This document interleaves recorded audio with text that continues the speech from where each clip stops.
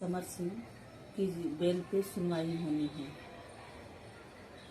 लेकिन मैं आप सबके बीच एक बात कहना चाहती हूँ कि मेरी बेटी की मृत्यु के बाद मैं तो पूरी टूट चुकी हूँ,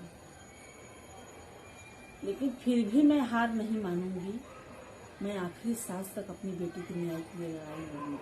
हमारे वकील हैं सौरभ तिवारी, जो हमारे हाई कोर्ट का भी केस देख रहे हैं और लोअर कोर्ट का भी वही देख रहे हैं। तो ये लोग वकालतनामा डाले थे 3 अज्ञात लोग। मैं यही चाहती हूँ कि मेरी बेटी के केस बिगाड़ने के लिए ये लोग लग चुके थे।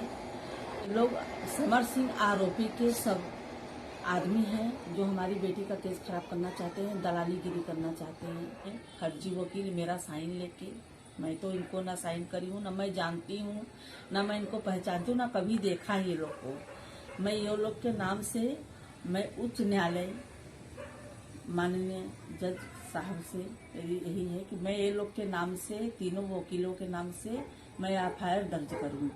जैसे मैं अपनी बेटी का केस लड़ रही हूँ, वैसे एक केस और मैं लड़ूंगी ये वकीलों के नाम से।